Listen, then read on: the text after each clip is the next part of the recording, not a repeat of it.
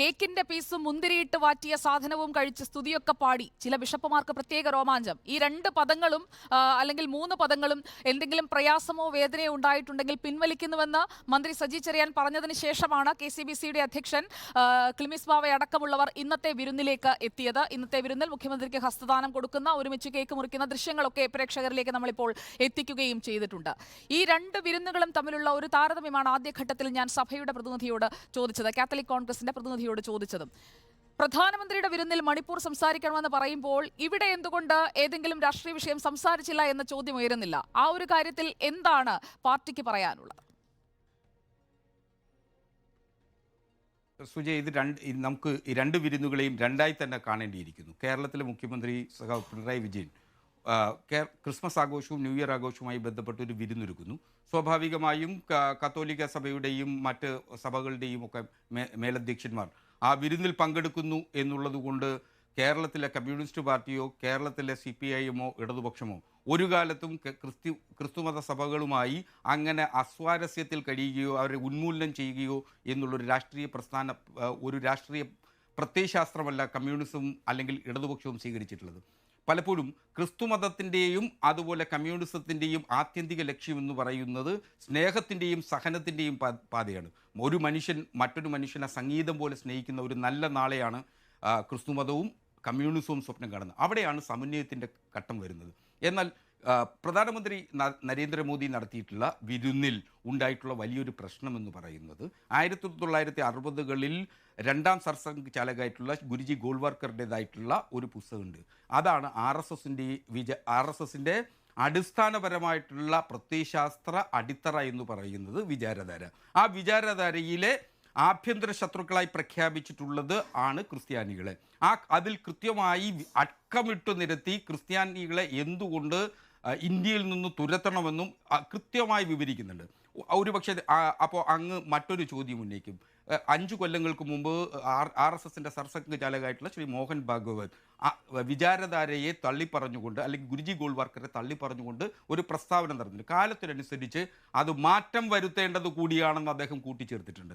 പക്ഷേ 2023 RSSൻ്റെ തന്നെ മുഖപത്രമായിട്ടുള്ള ഓർഗനൈസറിൽ എന്തുകൊണ്ട് ക്രിസ്തുമസ് ആഘോഷിച്ചുകൂടാ എന്നുള്ളതിനെ സംബന്ധിച്ച് വളരെ വിശദമായ ഒരു ലേഖനം വന്നിട്ടുണ്ട്.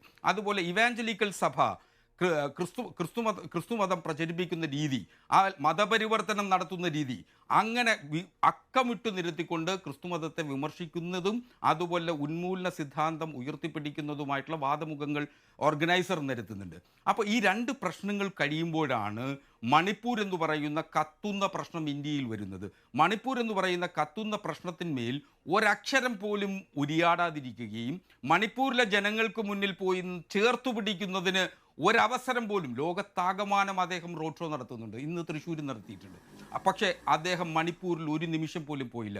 പാർലമെൻറ്റിൽ ഒരു അടിയന്തര സമ്മേളനം വിളിച്ച് അദ്ദേഹം ഇത് സംബന്ധിച്ച് പാർലമെൻറ്റ് അംഗങ്ങളോട് പോലും അഡ്രസ്സ് ചെയ്യാതെ പിൻവാങ്ങിയിട്ടുള്ള ഒരു പ്രധാനമന്ത്രിയാണ്. സ്വാഭാവികമായും ആ വിരുന്നിലേക്ക് ക്രിസ്മസ് ആഘോഷവുമായി ബന്ധപ്പെട്ട് ഒരു വിരുന്ന് നടത്തുമ്പോൾ അതിലെ മതമേലധ്യക്ഷന്മാർ സ്വാഭാവികമായും ഒരു ചോദ്യം ഉന്നയിക്കേണ്ടതായിരുന്നു. മണിപ്പൂർ അവരുടെ പ്രശ്നമാണ് എങ്കിൽ, മണിപ്പൂർ അവരെ ഏതെങ്കിലും തരത്തിൽ വേദനിപ്പിച്ചിട്ടുണ്ട് എങ്കിൽ രാജ്യത്താകമാനം ലോകത്താകമാനമുള്ള ക്രിസ്തുമത വിശ്വാസികൾക്ക് വേദനയുണ്ടാക്കിയ സംഭവമാണ് മണിപ്പൂർ. അപ്പോൾ സ്വാഭാവികമായി ആ ചോദ്യം ഉന്നയിച്ചില്ല എന്നുള്ളിടത്താണ് അവിടെ പ്രശ്നം. പക്ഷേ കേരളത്തിലെ ഇടതുപക്ഷ ജനാധിപത്യ മുന്നണി ഗവൺമെൻറ് കേരളത്തിലെ ക്രിസ്തുമത വിശ്വാസികളുമായി ഒരു തരത്തിലുമുള്ള വൈരുദ്ധ്യമായിട്ടുള്ള നിലപാടെടുത്തിട്ടില്ല, അല്ലെങ്കിൽ വിഭിന്ന അഭിപ്രായങ്ങൾ നിലനിൽക്കുന്നില്ല. ഞങ്ങൾ സമന്വയത്തിൻ്റെ പാതയിലാണ്, ഞങ്ങൾക്കൊപ്പമാണ് ഞങ്ങൾ എല്ലാ വിശ്വാസികൾക്കും ഒപ്പമാണ്.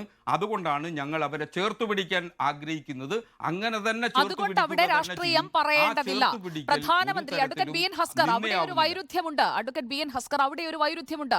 പ്രധാനമന്ത്രി നരേന്ദ്രമോദിക്ക് പയറ്റിക്കൂടാ, അത് CPIMന് മാത്രം അവകാശപ്പെട്ടതാണെന്ന് സ്ഥാപിക്കാൻ ശ്രമിക്കുന്നതാണ് ഇതിലെ തെറ്റ്. ഇന്ന് പ്രധാനമന്ത്രി തൃശ്ശൂരിൽ വന്ന് ഈ കേക്ക് വൈൻ രോമാഞ്ചത്തിന് ഒരു മറുപടി നൽകിയിരുന്നു. അങ്ങ് കേട്ട് കാണുമല്ലോ.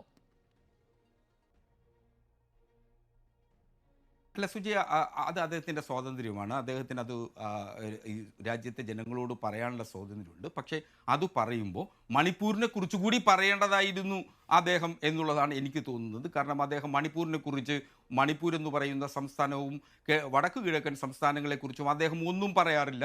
അദ്ദേഹത്തിന് ഒരിക്കൽ പോലും അതിനെക്കുറിച്ച് വേവലാതി ഉണ്ടായിട്ടില്ല, നൊമ്പരം ഉണ്ടായിട്ടില്ല എന്നുള്ളതാണ് വലിയ പ്രശ്നം. പക്ഷെ കേരളത്തിൽ ഞങ്ങൾ രാഷ്ട്രീയം പറയുന്നില്ല, അല്ലെങ്കിൽ ആ വിരുന്നിൽ രാഷ്ട്രീയം പറഞ്ഞില്ല എന്നുള്ളതല്ല നമ്മുടെ മുന്നിലെ പ്രശ്നം.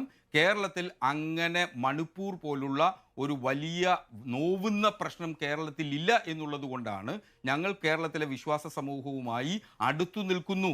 ഞങ്ങൾ വിശ്വാസ സമൂഹത്തിനെതിരല്ല. അല്ലെങ്കിൽ ഞങ്ങളുടെ പ്രത്യയശാസ്ത്രം, ഒരു മാർക്സിയൻ ദർശനം എന്ന് പറയുന്നത് ക്രിസ്തുമത ദർശനത്തെ പോലെ സ്വാഭാവികമായും സമന്വയത്തിൻ്റെയും സ്നേഹത്തിൻ്റെയും കൂടി ദർശനമാണ്. അതുകൊണ്ടാണ് ഞങ്ങൾക്ക് അവിടെ അത്തരം രാഷ്ട്രീയ ചർച്ചകൾക്ക് ഇട നൽകുന്നതിനുള്ള സാഹചര്യം ഉണ്ടാവാതിരുന്നത്.